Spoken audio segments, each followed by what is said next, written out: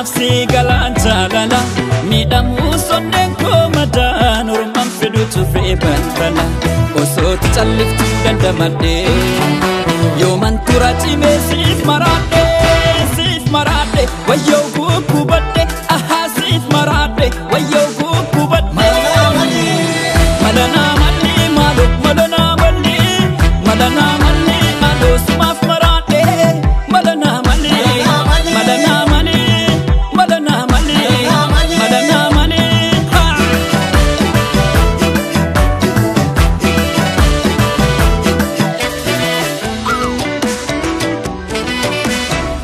silalu nan sirba bonan ke kiteniba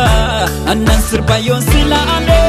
sitamna na dukuba ofiyun kabu kubana dukuba na titale madana mali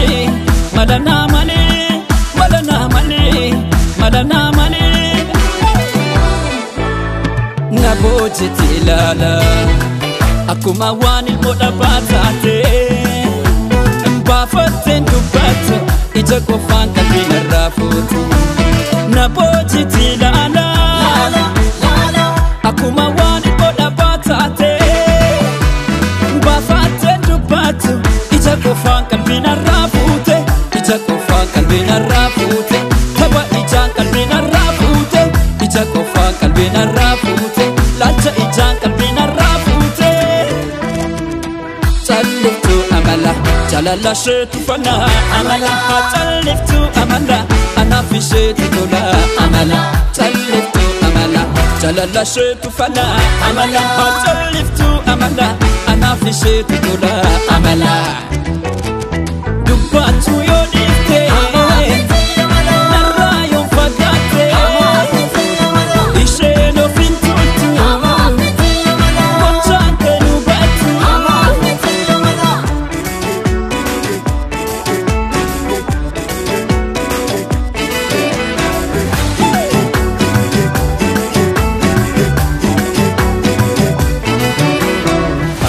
jalatu silaha anafsi galan jalala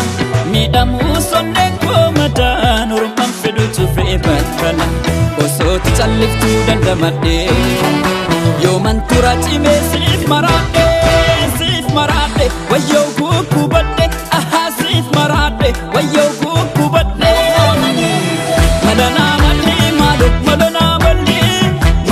mali ado smaf marade madana mali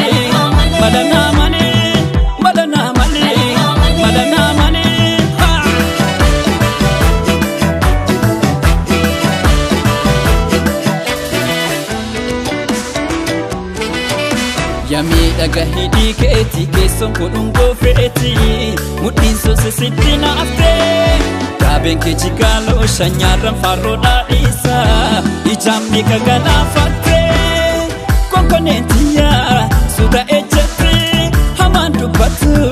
naga ko fatti naboje tilala akuma wani boda batate bafaten du batu ija ko fanka bina rafuti naboje tilala akuma wani boda batate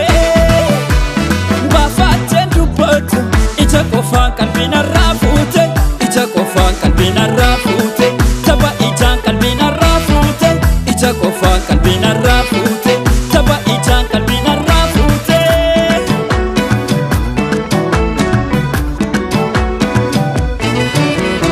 dubatu yonite narayo fagate isheno fintutu